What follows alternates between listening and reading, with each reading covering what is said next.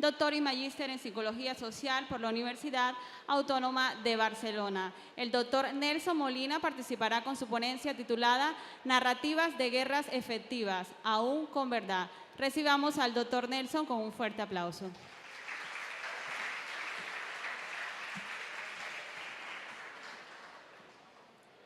Muy bien, buenas tardes.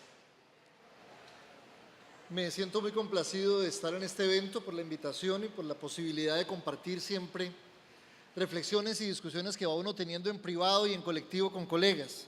Entonces agradezco muy particularmente a la Universidad Autónoma, a sus directivas de la Facultad de Psicología, al Colegio Colombiano de Psicólogos que también ha hecho posible mi presencia en este evento y a ustedes pues por querer escuchar y compartir un rato de esta discusión. Cuando me invitaron a hablar en este evento, lo que fundamentalmente me propusieron era conversar un poco sobre el tema de posverdad y populismo.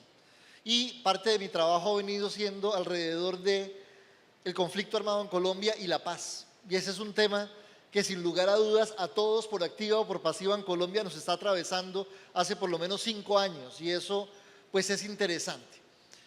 Es un tema, y quiero decirlo de entrada, que sin lugar a dudas, y no puede ser de otra manera, no es neutral. Entonces, en ese sentido, no me voy a excusar por una posición que tenga o que tome, sino que justamente es lo que hace posible esta conversación que podemos llegar a sostener. Y cuando digo narrativas de guerra efectivas, pensé mucho el título y a ver por dónde, es porque el caso de Colombia, sin lugar a dudas, apenas es un ejemplo de lo que está sucediendo en el mundo en relación con la guerra y de lo que ha sucedido históricamente en el mundo con la guerra. La guerra es posiblemente una de las actividades que ha atravesado la historia de la humanidad permanentemente y al día de hoy pues cuenta con otros recursos informativos, recursos mediáticos que la hacen tremendamente importante, tremendamente necesaria. No hay que olvidar, por ejemplo, si uno mira desde los griegos o antes también de todas maneras, pero en los griegos miramos la Odisea, y la Odisea es de alguna manera un relato de guerra, ¿cierto? Y uno va mirando todo eso a lo largo de la historia y aparece, y a nosotros nos ha correspondido nuestra propia guerra. Entonces, esas narrativas de guerra que son efectivas, que han causado un montón de consecuencias, aún incluso con verdades, para no llamarlo posverdad. Aquí aparece parte de lo que es nuestra narrativa de guerra en el país. Nosotros, de alguna manera, ninguno de nosotros ha crecido sin estar vinculado al asunto de la violencia, al asunto de la guerra, más cerca o más lejos eso aparece. Y quiero señalar, tengo la oportunidad de ir por diferentes lugares del país y hace un tiempo que con estudiantes, generalmente cuando estoy en clase, tengo presentes estudiantes que han sido víctimas directas del conflicto. Y hace muy poco en un aula en Popayán tuve estudiantes incluso que tenían vínculos personales con excombatientes e incluso hijos de policías. Me decía un muchacho, me decía, profe, es que para mí esto es tan importante que haya habido paz en Colombia porque mi papá no va a ser un héroe de la patria. Las familias de los policías teníamos miedo a que nos devolvieran a nuestro papá en un ataúd y nos dijeran en un mensaje muy bonito y póstumo, felicitaciones porque tienen un héroe de la patria en su familia. Nosotros no queríamos un héroe de la patria y estamos felices porque esto se haya acabado. Cuando un estudiante le dice a uno en corto eso, uno inmediatamente pone en escena toda la cantidad de argumentos que van en esas narrativas de guerra aún con verdad. Y pues aquí hay cosas que son tremendamente importantes, ¿no? Este adiós a las armas del desarme de las FARC. El día que anunciaban el 30% de la primera cuota de dejación de armas de las FARC, jugaba Colombia contra Camerún en Madrid, no sé si alguien lo recuerda. Yo prendí el televisor a las 7 de la noche esperando ver la noticia de la primera entrega del 30% de las armas certificada por Naciones Unidas. Y empezó el titular, hoy es un día histórico para Colombia. Y dije, van bien, Colombia le ganó a Camerún. Algo está fallando, que algo está tergiversado y hay cosas de las que no nos enteramos. Y como que uno dice, a ver, ¿qué es lo que estamos jugando? El 2016 fue un año que sin lugar a dudas jugó para poner en escena cosas que venían de hace mucho tiempo. El rompimiento de la Gran Bretaña con la Unión Europea a base de argumentos que eran cuestionables, no quiero llamarlos mentiras, que eran cuestionables sobre datos empíricos, datos fácticos, que uno diría, ¿será que sí, será que no?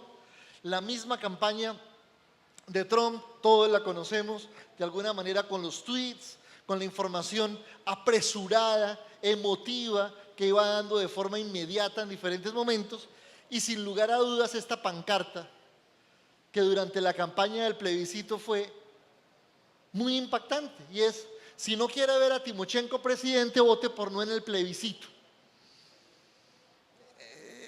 Ya vamos a ver ahora, cuando hablemos de la lógica posverdad, eso qué significa, por qué movilizó y por qué pasó lo que pasó.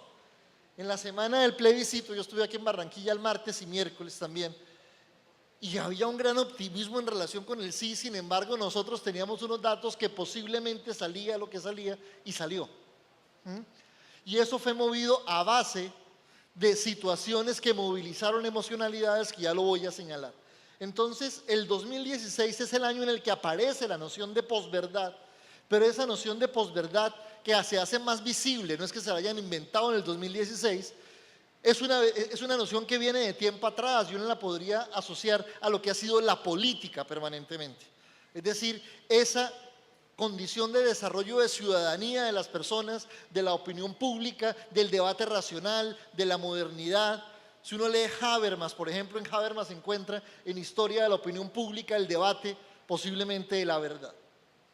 Entonces no tenemos nada nuevo, y desafortunadamente el miércoles pasado, martes pasado, ¿cuándo fue el atentado en Barcelona? ¿El martes o miércoles? Bueno, comienza a aparecer nuevamente el tema de la posverdad, o el tema de la manipulación o aparición en escena pública de contenidos que uno diría, oiga, son cuestionables como aparecen. Quienes conozcan algo de la historia española o de la situación política española, sabrán que es un país con diferentes comunidades autónomas, algunas de las cuales tienen unas historias diferentes a lo que nosotros conocemos como España, de los toros, las sevillanas, el flamenco y el olé. Parte de esas comunidades son Cataluña, el País Vasco, Cantabria. Sí, nosotros conocemos la España andaluza, la España del sur. Y una de estas comunidades es Cataluña, en donde se dieron los atentados. Y pues Cataluña tiene una historia como pueblo que tiene un idioma propio, dejémoslo allí, un idioma, no es un dialecto, es un idioma, es una lengua, que es el catalán. Entonces, este señor que aparece en la foto a la derecha es el presidente de la Generalitat, el equivalente, sin ser lo mismo, al gobernador, y él pues ha venido dando algunas declaraciones sobre el atentado en catalán. La traducción que han hecho es que a pesar del atentado él sigue proclamando el independentismo, que va a aprovechar el independentismo alrededor de los atentados, y cuando uno mira las grabaciones que han hecho de Puigdemont en relación con el atentado, no habla absolutamente nada de lo que se le están dilgando en la prensa. Y salía este domingo algo muy curioso, y es que un cura en Madrid denunciaba a la alcaldesa de Barcelona por cooperación con el atentado, por no haber hecho nada. Yo diría, pero a ver, ¿qué pasa y por qué la gente le creería? ¿Porque es un cura? ¿Porque decir que la responsabilidad siempre es del alcalde? ¿Siempre es del gobernante? No sé. Justamente lo que significa terrorismo es eso, la capacidad de sorpresa. O lo que fue la guerrilla, la capacidad de acción de guerrilla es la capacidad de sorpresa. Y eso pues hace parte de la definición. No todo es posible de tenerlo controlado. Es decir, este es uno de los temas que está saliendo en esa lógica de posverdad al día de hoy. Entonces, ¿qué es lo que tenemos en este momento? Como digo, he querido traer el tema de la guerra en Colombia particularmente como un ejemplo, como un pretexto que conocemos todos directamente, pero que nos llama y nos interpela en primera persona en relación con lo que sucede. Y lo quiero leer. La guerra como discurso y acción de cohesión nacional, y no quiero dejar de subrayar eso, como discurso y acción de cohesión nacional. Es decir, cuando nos dicen todos salimos con la bandera, la camiseta amarilla y todo lo demás, ¿hay algún sistema para pensar, alguna lógica para pensar que haya algún nivel de manipulación, control, sujeción de esa acción, de ese acto en relación con mi propia libre autodeterminación? Se basan principios de grandeza y superioridad y genera sentimientos de filiación singulares. Somos nosotros los mejores. Y en la medida en que yo voy vinculándome cada vez más con esa lógica de grandeza alrededor de la guerra, yo me siento indestructible. En psicología, los estudios hechos después de los 50 en relación de por qué la tropa le obedeció a Hitler a hacer lo que hizo, era porque creían que eran indestructibles. ¿Vale? Y eso en psicología social se ha comprobado muchísimo, la lógica de no sentirme vulnerable, de ser invencible. Y la guerra, justamente cuando hay un líder o líderes que tienen esa capacidad, vehiculan este asunto. Entonces, esa lógica de nosotros y ellos, los buenos, los malos, los que sabemos mejor, es una tendencia de diferenciación de grupo que pretende legitimar algunos enunciados aún sin argumentos. Cuando digo aún sin argumentos, es a lo que me voy a referir a lo largo de la conferencia un poco más adelante. Es decir, el problema no está, y aquí quiero ser muy enfático en lo que voy a señalar, el problema no está en señalar puntos de vista diferentes, sino que el punto de vista diferente tenga una condición de plausibilidad, una forma mínima de verificación. Pero es que de otra forma es imposible que yo pueda sostener un argumento y aún así se sostienen argumentos, se sostienen principios capaces de movilizar colectivamente cosas.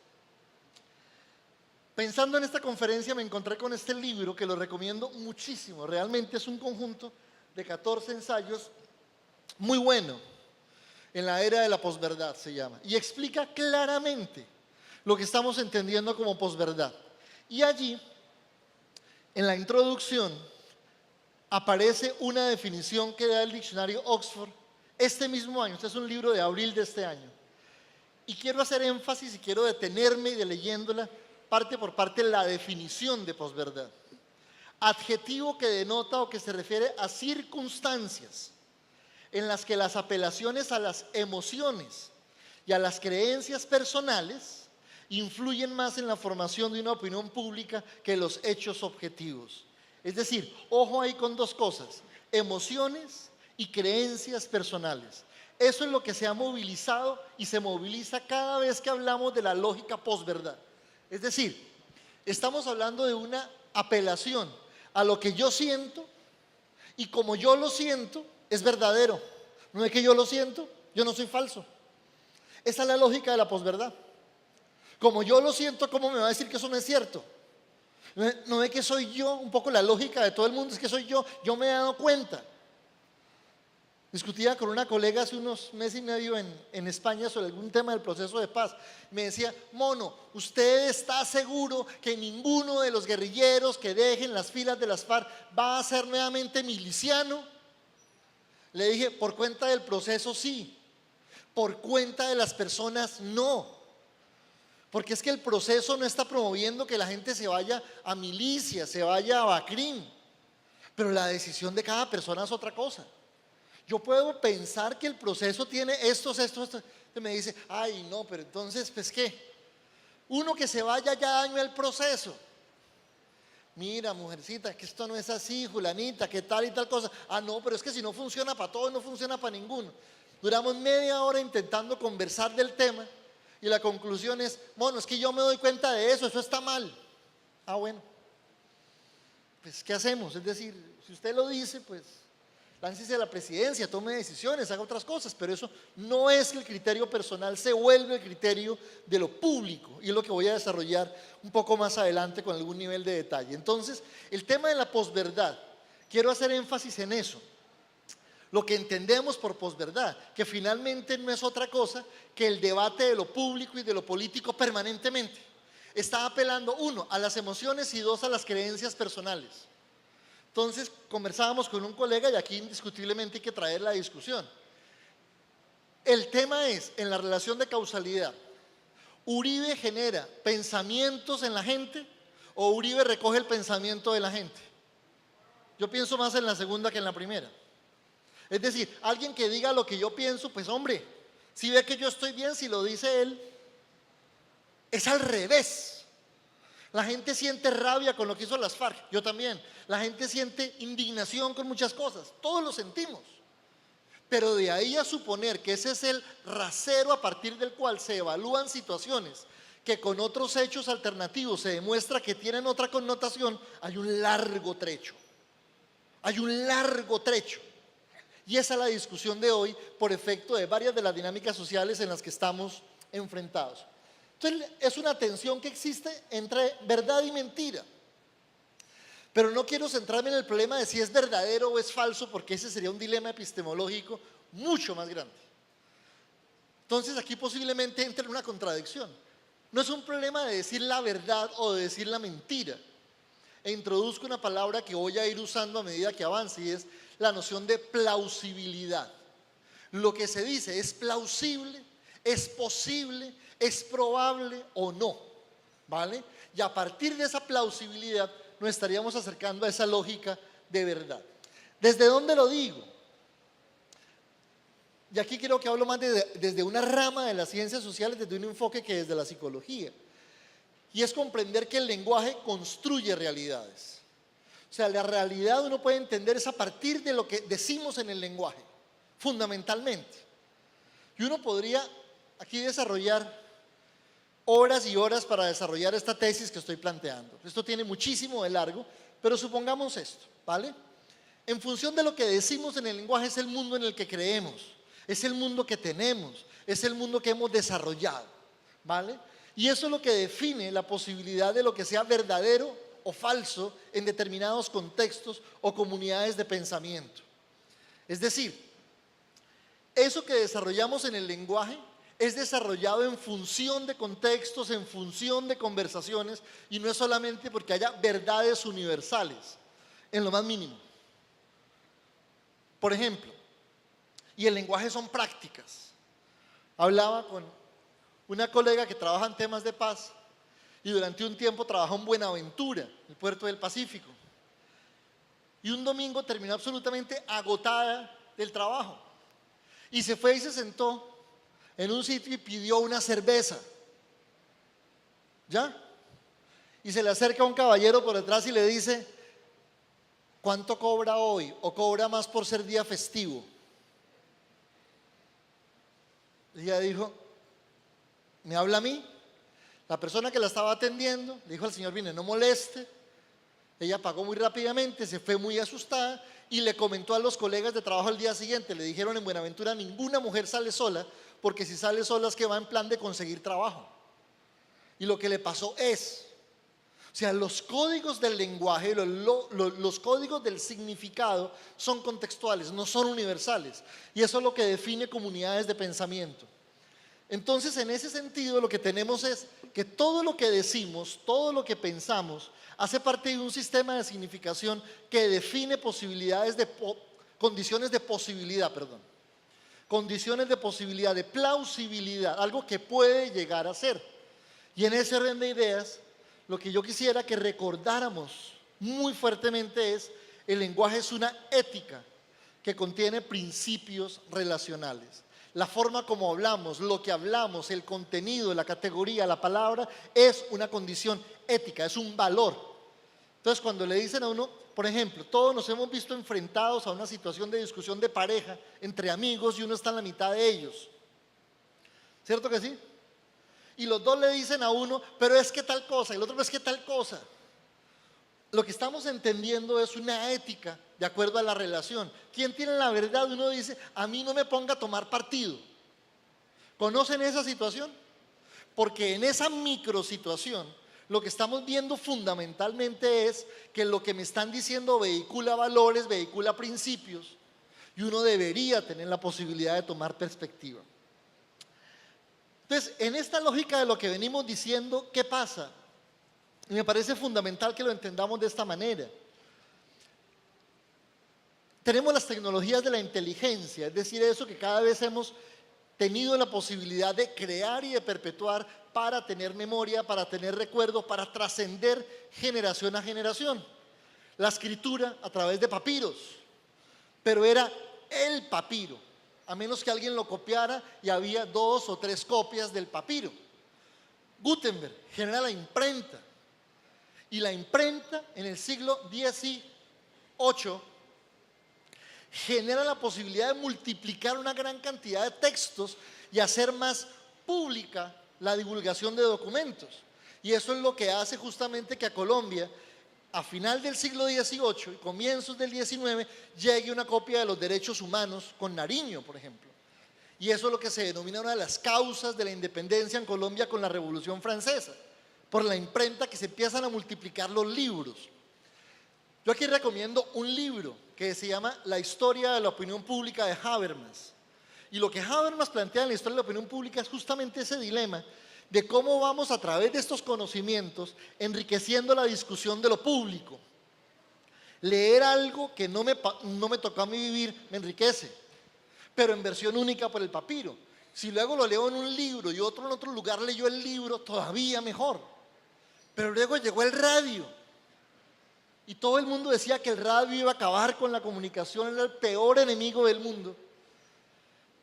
Y aquí hay gente muy joven, pero seguramente también hay gente que lo vivió o les tocó de muy niños. En los últimos racionamientos de energía, en el año 92, la gente salía a la calle a conversar cuando se iba la luz por la tarde. Y eso hacía el radio, ¿vale? Algunos de pronto van al estadio. Ir al estadio supone llevar radio. Quien no lleva radio siente que no está viendo el partido, que nadie se lo está contando, ¿vale? Y ese radio es un radio de tubos, y quise hacer esa imagen de un radio de tubo por algo elemental.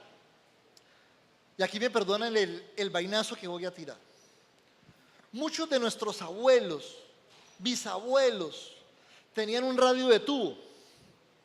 Y el radio de tubo uno lo prendía y se calentaba.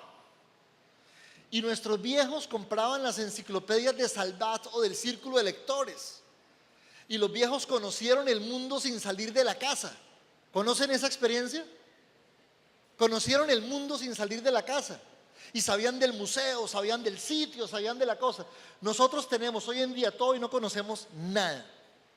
Yo permanentemente hago ejercicios, por no llamarlo quizzes, ejercicios de mapas mudos del croquis de Colombia para que los estudiantes coloquen el nombre del departamento y la capital. ¿Cómo les iría a ustedes? Mucho peor que a los viejos. Y ustedes tienen internet porque estamos informados, queremos tener todo. Si hago simplemente aquí una rápida pregunta: capital del Cauca. Popayán, debería ser al unísono, ¿no es cierto? Capital de Boyacá, Tunja, y así sucesivamente. Ahora si les paso el mapa dónde queda, ni idea. Ni idea, ¿vale?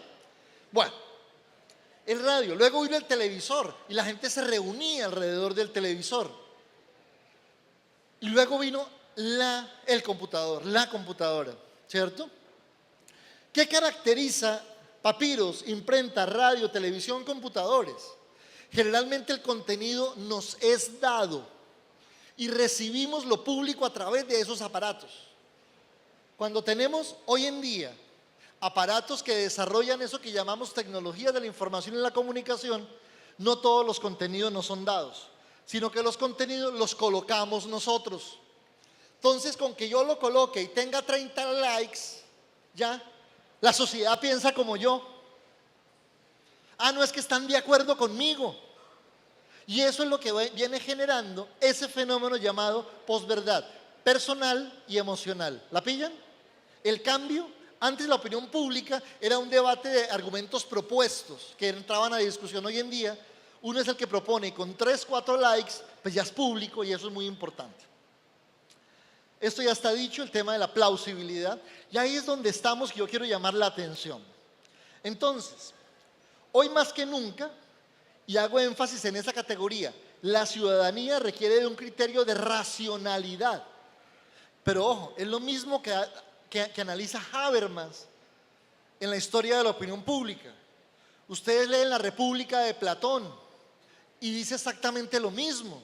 El mito de la caverna de Platón, lo mismo. Es decir, todas las épocas hemos llamado a la racionalidad, a la plausibilidad y no a la mentira o el engaño. Pero hoy como nunca las fuentes de lo público se fundan en emocionalidades efímeras, informaciones segmentadas, cojo un pedazo, y fuentes negadas. Cuando digo de fuentes negadas es que gracias a los medios que tengo puedo ocultar, suprimir, editar una fuente que no quiero que vaya en contra de mi argumento. Entonces yo hago una cuestión que en este libro llaman una cosa muy bella, el hedonismo cognitivo.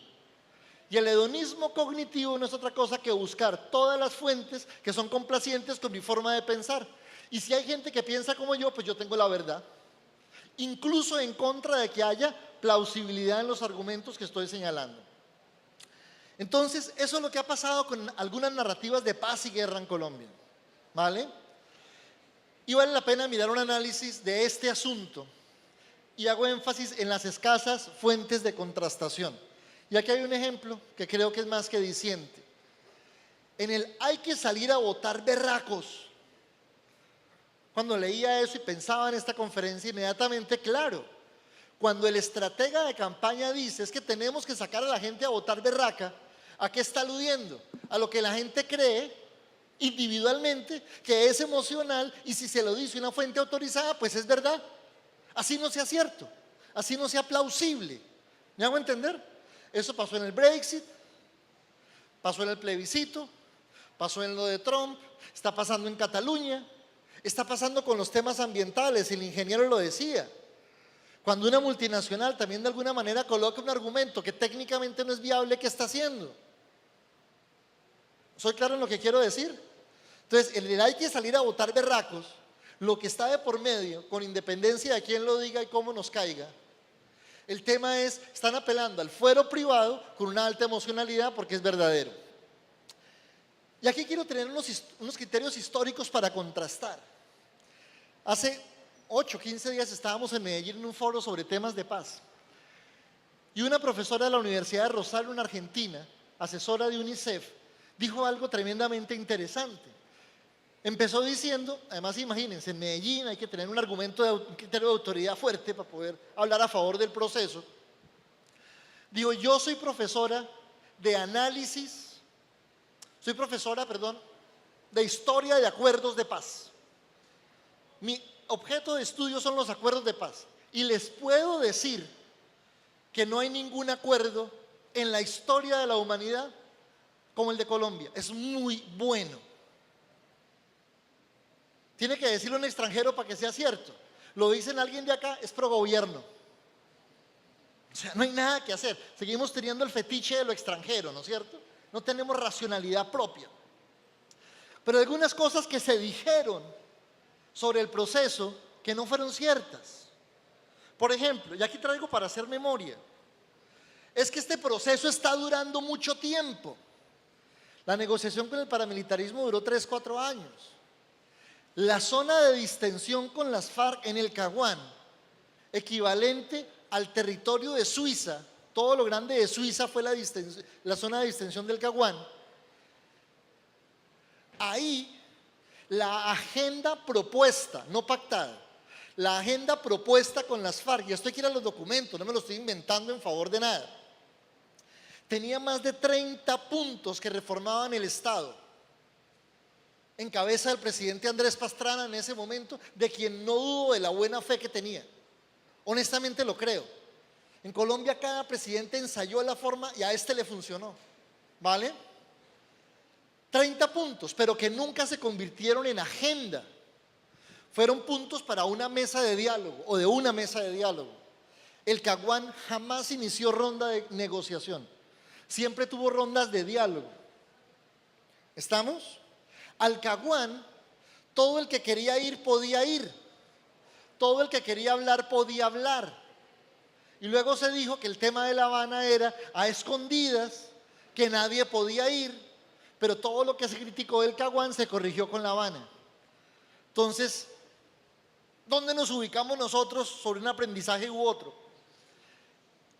Acuerdo con el paramilitarismo, justicia transicional, cárcel de 8 años. ¿Dónde está la diferencia con el modelo de justicia especial para la paz?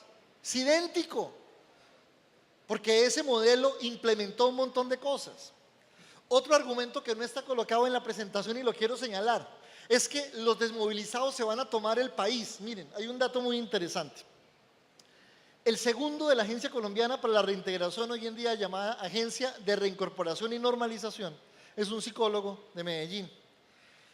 Y un día en Cali en una conferencia daba las siguientes cifras. Pillen este dato. A ver si hay motivos para estar uno asustado. Del 2005, que inicia la desmovilización del paramilitarismo, hasta hoy, se han desmovilizado en Colombia, antes de las FARC, 58.000 combatientes. 58.000, tengan la cifra.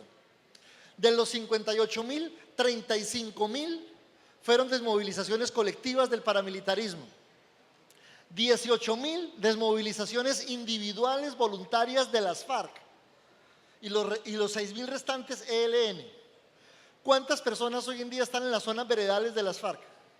7.000. ¿Cuántos se han desmovilizado individuales? 18.000 y se van a tomar el país. Da risa. Que la información es pública, claro que es pública, que cada quien busca la información que le interesa. Entonces, ojo con esto, porque hay datos que uno puede mirar, otra cosa es cómo interprete uno cosas. Quiero mirar esas condiciones de plausibilidad sobre los criterios emotivos individuales señalados. Primero, con el acuerdo de paz se está entregando el país a las FARC. Hace un par de meses circuló esta imagen en Facebook.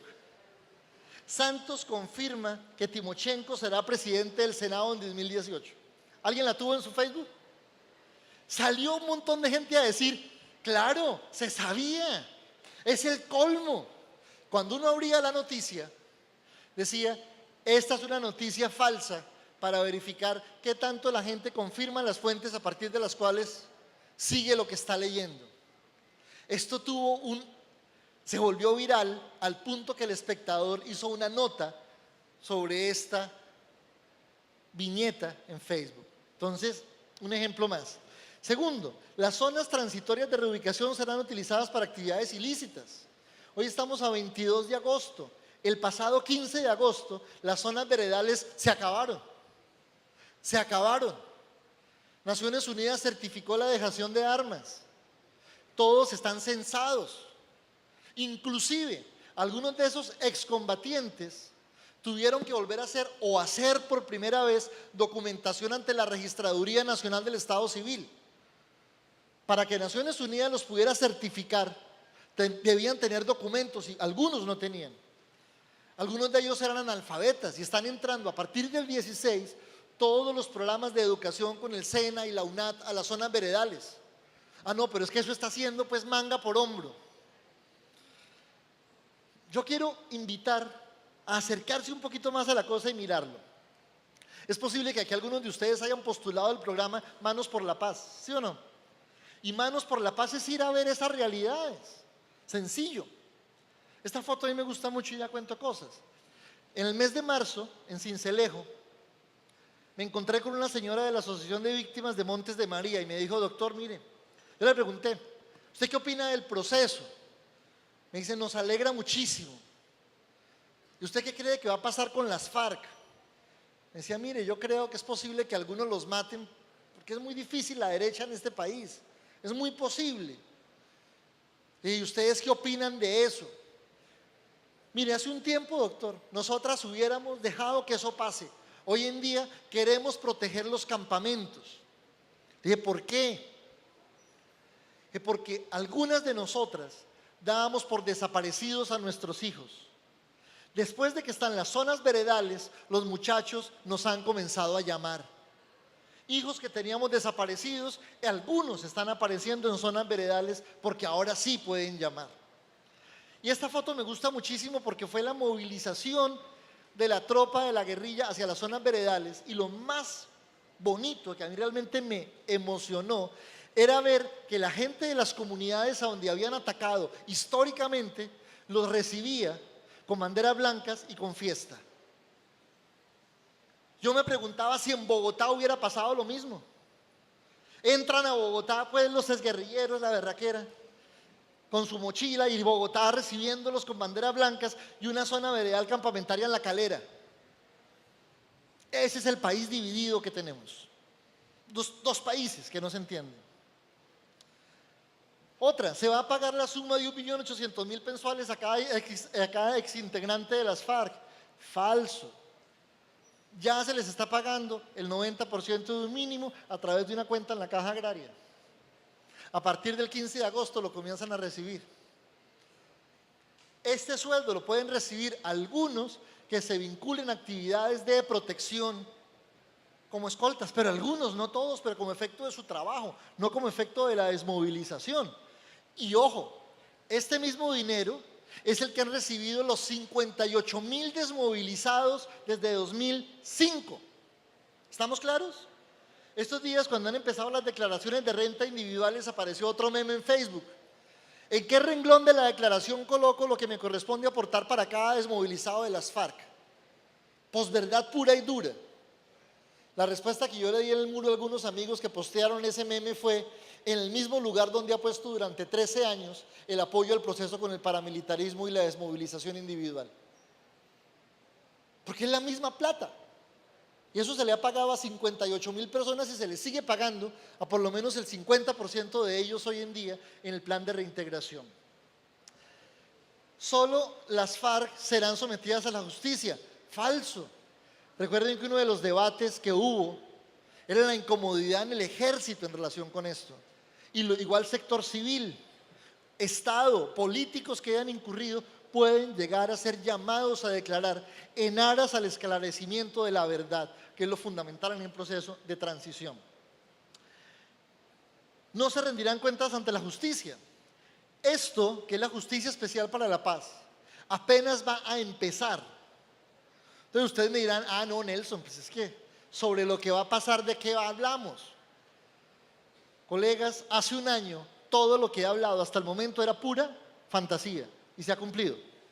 Con dificultades, con errores, con márgenes de incumplimiento, seguro que sí, pero se ha cumplido. Entonces no hay nada que me haga pensar que esto no.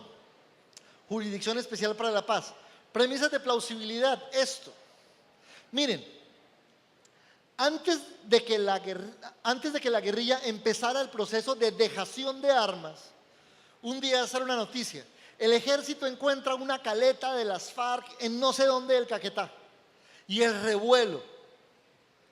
Entonces llaman a un comandante de las FARC y dicen: ¿es cierto que ustedes tienen esa caleta? El tipo dice: sí, sí la teníamos allá, eso que encontró el ejército es de nosotros.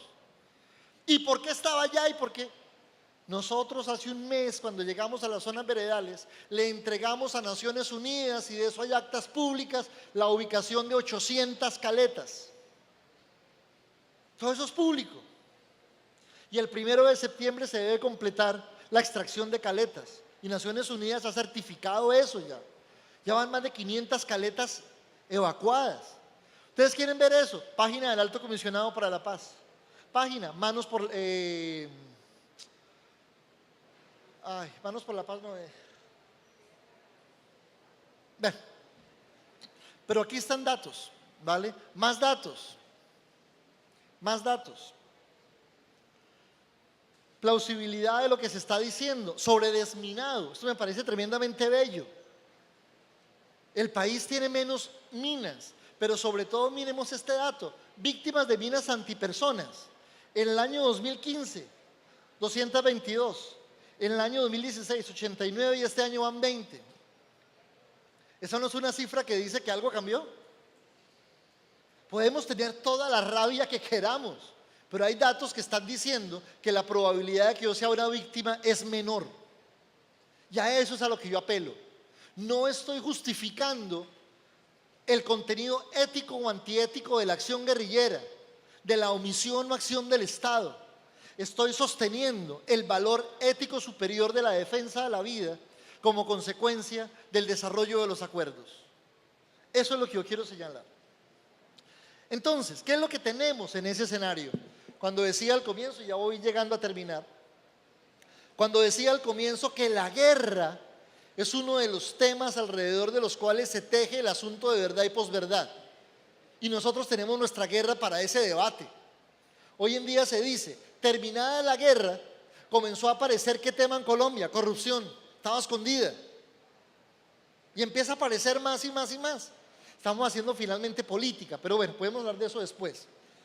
Entonces, ¿qué tenemos? Y pensemos en las consecuencias que genera eso que se llama polarización en el país. Eso que genera líderes de opinión del sector que sea, en aras de defender una verdad pragmática para conseguir unos votos, para mantener un curul, una curul, para mantener una cuota política en la administración departamental, municipal, nacional. Tensión entre identidades fijas, yo soy, no puedo cambiar mi identidad en contra de la evidencia, yo tengo que sostenerme en lo que digo, versus aquellas que se transforman en un mundo de informaciones móviles, ágiles y múltiples. Si algo nos puede colocar una información que contraste, que transforme la plausibilidad de lo dicho, uno dice, pues me lo voy a pensar. Una lógica muy de profesor sensato. Profe, es que usted no ha leído esto y eso contradice lo que usted está diciendo. Profesor inteligente le dice, pues déjeme ver el texto y vemos qué pasa, hablamos la próxima vez porque no sé. A eso me refiero. Alta valoración de lo emocional con poco sentido de lo estético y lo ético. Como lo digo yo, como yo me siento con rabia, tiene derecho a que usted piense, tiene derecho a sentir rabia, pero otra cosa es suponer que su posición y que su emoción son generales. Esa es la diferencia. Yo soy capaz de reivindicar su singularidad, pero no me haga suponer que lo que usted piensa lo tenemos que pensar todos, porque ahí estamos en esto. Y esa situación genera riesgos de aislamiento por interrogar racionalmente versiones que podrían adquirir otro nivel de plausibilidad. Lo que les decía de la conversación con mi amiga. Yo esta discusión la sostengo permanentemente. Nelson, ¿usted por qué está a favor del proceso? Es que usted es no sé qué. No, mire, el problema es este. Y dale que te pego, y dale que te pego con el... Pero, mire, le estoy mostrando que esto no ha pasado. Ah, no, pero es que... Listo, pues ya. ¿Qué hacemos? Entonces, ¿qué sucede? La emergencia de versiones verdaderas, aisladas del sentido racional de diálogo. Y aquí quiero recalcar la palabra diálogo. Cuando yo hablo con alguien es porque quiero saber lo que el otro tiene que yo no sé. Y lo explico en un escenario corto. Nuestros papás, nuestros abuelos que llevan años de casados no se hablan porque ya saben lo que el otro va a hacer. Entonces llegan a la casa de los abuelos y le dice la vieja a uno, le dice, su abuelo está con hambre. Le dice, abuela, ¿y cómo lo sabe si el viejo no ha hablado? Está moviendo la pierna derecha hacia la izquierda. Ya está.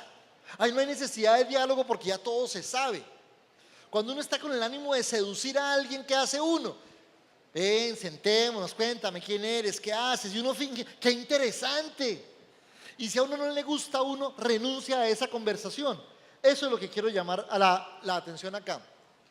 El sentido racional de diálogo, de incorporar el argumento del otro si es racionalmente plausible, si es éticamente valorado. Y está lo que decía y que Jordi Ibáñez llama el hedonismo cognitivo, y es que estamos en una época en la que solo buscamos aquellos argumentos y textos que son afines a nosotros. Entonces los que solo escuchan RCN porque RCN es verdadero, los que solo escuchan Caracol porque Caracol es verdadero, los que solo escuchan a Julito porque Julito es verdadero, los que solo escuchan a Yamid porque Yamid es, y no escuchan a nadie más porque ahí está el Dios revelado en la actualidad. En conclusión, ¿por qué son efectivas las narrativas de guerra? Y cuando se demuestra su baja plausibilidad, el silencio es su mejor coraza. Lo que hemos venido diciendo es que muchas de las cosas que se dijeron sobre el proceso de paz hoy en día son desmentidas. Pero lo más importante, el día de la dejación de armas fue que históricamente Colombia le ganó a Camerún no fue en el Santiago Bernabéu, fue en el estadio que dejó el Atlético de Madrid, en el Vicente Calderón. Las narrativas de la paz, de la política, quizá deban apelar a estrategias semejantes, pero soportadas en prácticas y relaciones, en algo de evidencia. Y con esto termino. Y esta diapositiva la pensé muchísimo, porque ojo, no estoy diciendo las ciencias sociales, las ciencias naturales. Casi que estoy diciendo que el papel de la producción cultural del ser humano, en las ciencias y en las artes, de la producción cultural, lo que nos hace humanos y no animales, es el afianzamiento de nuevas formas de relación en el sentido amplio de la expresión. Nuevas formas de relación. Claro que Colombia tiene 65.000 excombatientes, súmenle los del ejército y sumen toda nuestra lógica guerrerista en la cotidianidad. En el sentido amplio, para que los referentes de identificación sean más flexibles, amplios, incluyentes y satisfactorios para trascender el endogrupo, aquellos que piensan y sienten como yo, como fuente primordial de afirmación. La mayoría de nosotros hemos leído un libro de Fernando Savater, que es Ética para Amador. Y en Ética para Amador hay una experiencia muy bonita, uno la puede pensar, eso, bonita, pero por lo menos colocarla es importante, es interesante. Savater le explica a su hijo de 15 años en ese momento que es Amador. Le dice: Amador, hay una tribu africana que cuando mata a su enemigo, distribuyen entre todos el cerebro del enemigo. Porque si alguien es capaz de ser mi enemigo, es porque es más inteligente que yo. O sea, quien me pone en jaque es porque, pucha, la lleva. Y dice, pucha, si hay que comerse el cerebro del otro, es porque puede llegar a ser más inteligente que yo. ¿Qué quiero decir con esto? Que debemos buscar el reconocimiento de la diferencia en un país como Colombia, donde justamente la negación de la diversidad, coloquémoslo recientemente, entre comillas, en la historia del país, como fue el Frente Nacional, dio origen al conflicto hoy en día. ¿Vale? Entonces, con esto les agradezco muchísimo y espero haber generado alguna reflexión.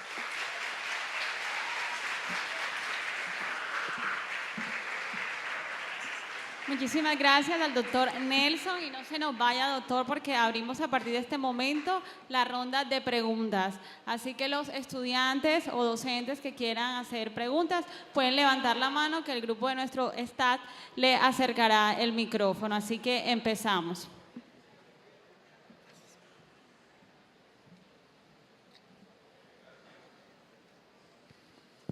Gracias, doctor Nelson.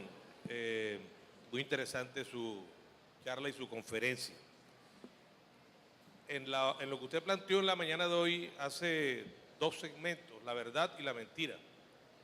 Pero hay uno intermedio a la cual usted no hizo alusión, y es las verdades a medias. Y eso está probado desde el punto de vista de la comunicación colectiva, que cuando no se dice una verdad totalmente o se dice una mentira disfrazada, eso genera un rechazo de carácter colectivo. Está probado desde el punto de vista científico. Eso es precisamente lo que quería señalarle en su intervención.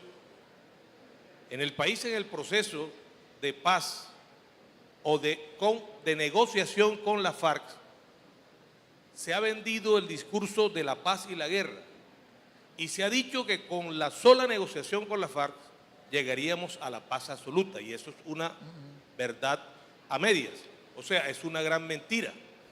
¿Por qué? Porque los hechos demuestran que hay varias confrontaciones del Estado colombiano, no solamente con la FARC. El problema de la confrontación en Colombia no solamente es uno de los frentes, de los 14 frentes que tiene Colombia con diferentes sectores en materia de violencia.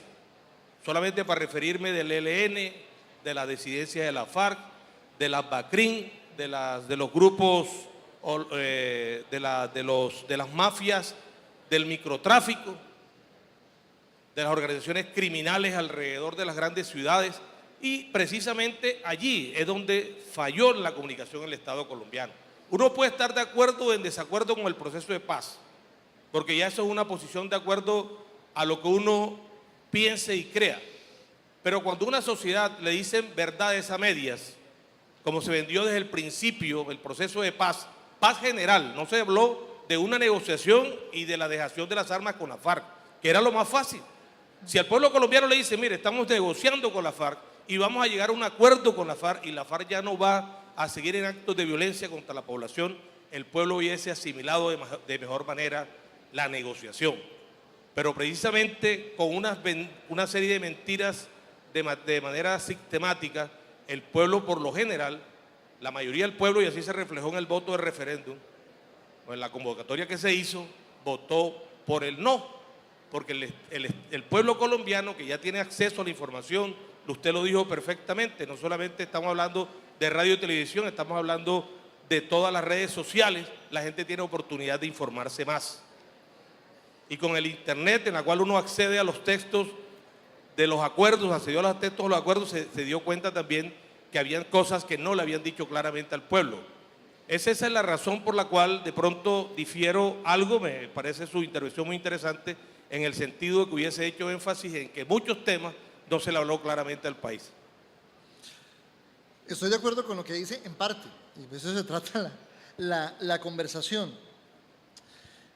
Yo creo que tenemos un acceso amplio a información en medios digitales. El tema es que la gente no lo usa. Nosotros en el ámbito académico posiblemente más, pero la gente está informando es por Twitter, por Facebook, por la conversación de calle, y la mayoría no leímos los acuerdos.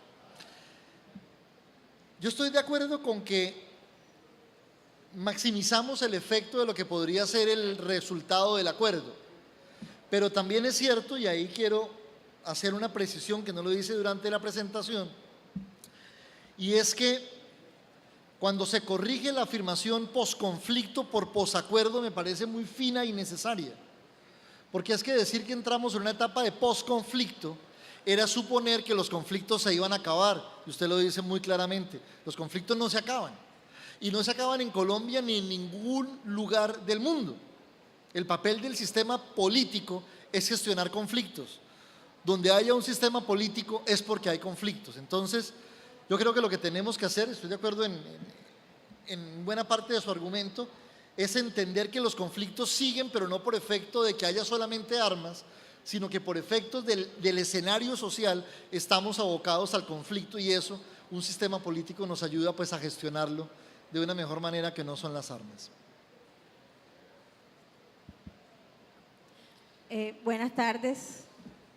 Doctor, una pregunta, bueno, dos preguntas realmente. La primera tiene que ver mucho con el tema del manejo de la tecnología. Ellos son millennials, son generación del conocimiento y la tecnología, generación que comunica todo a través de las redes sociales y que maneja un sinnúmero de mensajes que cualquier persona de mi época y de la suya no manejaría. Entonces yo quiero saber cómo nosotros desde la cátedra podemos ayudarles a ellos a entender que el posconflicto no es una moda, que es un gran momento histórico, que se tiene que manejar con la seriedad y con el compromiso como ciudadano que debemos tener, y que eso no es una camiseta que me puse hoy 2 meses y que ya después me lo quité y no importa. Entonces, ¿cómo hacer que ellos entiendan realmente que esto va mucho más allá de un simple mensaje en Twitter o en Facebook o en cualquier cosa que yo quiera colocar sobre el posconflicto? Y la segunda pregunta tiene que ver mucho con lo que usted hablaba sobre las emociones y esa perspectiva personal que cada quien tiene y le pone al tema del posconflicto. Sí, ¿no sería de pronto un poco ingenuo pensar que todos los programas que el gobierno ha querido manejar con relación a las personas que se desmovilizaron realmente van a tener una gran influencia en el manejo de sus emociones y en esa autorregulación que ellos deben tener con respecto al posconflicto? Es mi pregunta. La segunda parte tiene que ver con la población de desmovilizados. Sí, sí, señor. Las dos preguntas son igualmente inciertas en la respuesta. Me explico. Yo creo que decir que estamos ante una generación de millennials por efecto de la tecnología es lo mismo que nos dijeron a nosotros, a la mía por lo menos, por jugar Atari. Creo que en el colegio me enseñaban a programar en MBasic porque estaban saliendo los primeros computadores y el profesor nos decía: el que no sepa programar en Basic está fregado, no había salido Windows. Antes salió la televisión, salió el radio, salió la prensa, es decir, cada época tiene su fetiche tecnológico, digamos, creo yo. Pero yo creo que hay dos cosas. Entiendo que usted es profesora por la forma en cómo orienta la pregunta. Yo con mis estudiantes lo intento resolver de dos maneras, y aquí me toca hablarles de lo que yo por lo menos particularmente en mi práctica docente considero, y lo leía también en este libro. Debemos volver a la rigurosidad conceptual porque no todo vale. Cuando un estudiante nos dice: profe, es que más o menos yo tengo la idea, pues es lo que uno no le perdona a un dirigente político cuando sale en televisión, en radio o en prensa diciendo: es que lo que yo quise decir, y le dicen a uno: no, lo que usted dijo fue esto, no fue lo que quiso. Entonces, si los docentes en las universidades, que tenemos la responsabilidad de administrar entre comillas, la racionalidad, no exigimos rigurosidad conceptual y manejo teórico, manejo metodológico, manejo técnico, perdimos el año. Y aquí les digo, muchachos, hay que ser muy buenos. No hay que ser buenos, hay que ser muy buenos. Y eso es con rigurosidad conceptual. Yo le pregunto a mis estudiantes en posgrado, por ejemplo, en primera clase de una maestría general, o especialización, tráiganme mañana una foto de sus bibliotecas. Ya se imaginarán cuántas fotos y cómo llegan las bibliotecas de los estudiantes o de los profesores. El orgullo de muchos es su biblioteca. Entonces me dicen hoy en día, profe, es que tengo una librería, una biblioteca digital. No, no, no. El fetiche del papel. El fetiche del papel. ¿Sí? Dime cuántos libros tienes y te diré tu calidad profesional. Soy un convencido de eso. Y cuando uno ya dice eso, es que uno está empezando a volver viejo. Pero soy un convencido del fetiche del papel. Ahorren para comprar un librito por semestre, muchachos. Acaben la carrera con 10, 15 libros. Sientan la frustración de ir a una librería y salir con las manos desocupadas. Esa frustración es motivación para el progreso. Pero no es la frustración de que no tuve para la cerveza. ¿Sí? Entonces, ahí están un poco las prioridades, pero uno como profesor no controla eso más allá de la seducción. Y lo segundo, y ahí hay otra cosa, perdón, yo le digo a los estudiantes otra cosa. Convénzanse de que ustedes van a ser líderes, de que se van a tomar el poder por vía legal, de que se van a llegar a administrar, de que van a dirigir. Ustedes no están estudiando para ser secundones al mando. Convénzanse de que van a estar en el liderazgo. Nosotros formamos a nuestros estudiantes para que se gradúen o para ser líderes de un país, líderes de una sociedad, que se sientan capaces, capacitados, con la posibilidad de tomar una decisión. No sé. Respecto a lo segundo, en lo que yo conozco de los programas de reintegración de la agencia, pues se trabaja el tema de lo emocional con los participantes, pero claramente por el libre albedrío nadie puede controlar qué va a hacer el otro. Lo que es claro es que el programa de reintegración es efectivo en más del 80%, versus ese 80% es el nivel de reincidencia de los reclusos cuando salen en libertad. Es decir, hay algo que está haciendo bien el programa de reintegración de la Agencia Colombiana para la Reintegración, hoy en día ARN, a diferencia del otro modelo penitenciario que tiene un déficit inverso. Mientras la desmovilización tiene un éxito del 80%, la reintegración carcelaria tiene un éxito del 20%. Hay algo en el modelo que está fallando y algo del modelo que está funcionando. Por aquí hay una mano hacia un mar. Bueno, excelente conferencia para empezar. Gracias. Pues parto de la idea de que la posverdad es apelar a las emociones, sentimientos e ideas de las personas para influenciarlas a tomar un camino, una idea.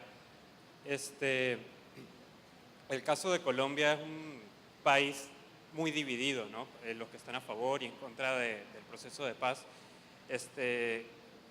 Quiero hacer esta pregunta porque yo soy venezolano y en Venezuela el conflicto político es diferente, pero igual es muy, muy difícil. ¿Qué medio, o sea, cómo una comunidad, cómo la población puede ser menos propensa a caer en el discurso de la posverdad? ¿Cómo una comunidad se puede dejar de las emociones y empezar al camino racional, ¿no? Si es una herramienta que usan los políticos o actores importantes para dirigir una propuesta hacia un lado. Mira, yo creo que esa no es una cosa que pueda hacer la comunidad. Yo creo que es el papel que tenemos los profesionales en general, cuando decía ciencias y artes. Y lo coloco con el siguiente ejemplo. Todos podríamos reconocer casi al unísono que el horario de franja familiar de televisión un domingo es de 7 de la mañana a 8 de la noche, ¿cierto? ¿Y qué es lo que sale en la franja familiar por la tarde en televisión un domingo? Y ahora está un esperpento como Suso Show, que ya me dirán ustedes qué tiene de formativo, o el esperpento, con todo respeto, de Sábados Felices, que nos ha enseñado que el humor en Colombia es denigrar al otro. O sea, lo que en Colombia nos causa risa es la burla del otro. Entonces, ¿a dónde voy con que la comunidad no caiga en temas de posverdad? Que no caiga, es decir, colocar alternativas. Vamos a seguir cayendo porque históricamente ha pasado. Un poco la premisa que yo vengo proponiendo en clase en muchos lugares es deber nuestro enriquecer simbólicamente los espacios públicos, colocar nuevos contenidos, ¿sí? Entonces, por ejemplo, imagínense ustedes lo siguiente: quienes tienen oportunidad de prácticas comunitarias conocen emisoras, periódicos, radios, televisiones comunitarias. Hombre, en lugar de que esos medios altoparlantes sirvan para decir, atención, un ladrón en la calle 4 va de rojo, cójanlo, cójanlo, apúrenle, salgan, cójanlo, apabúllenlo, ¿no? O ver, alerta, en Sábados Felices. ¿Por qué por las tardes, cuando los niños vuelven de la escuela, de los colegios, no utilizamos eso para leer literatura, para leer cuentos? ¿Por qué no volvemos la televisión eso de nuevo? Y les coloco dos ejemplos dados de estudiantes en clase hace unos años.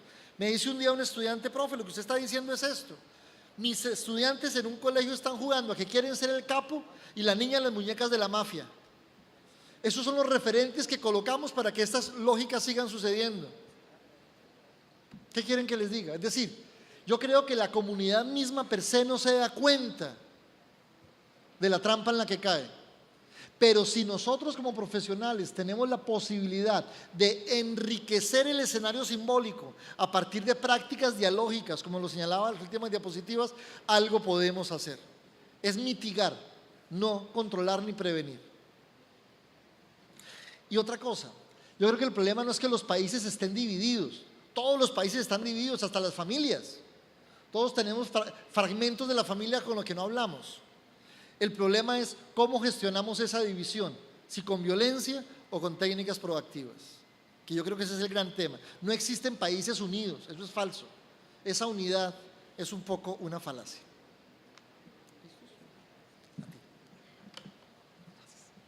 Muchísimas gracias al doctor Nelson, lo despedimos con un fuerte aplauso.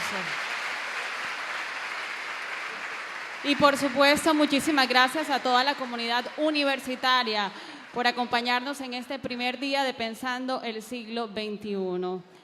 Los invitamos a que nos sigan acompañando toda esta semana durante todos los ciclos de conferencia. Y muchísimas gracias a todos los televidentes que nos sintonizaron a través de Uniautónoma Televisión y a través de Uniautónoma Estéreo 94.1. Muchísimas gracias y buenas tardes.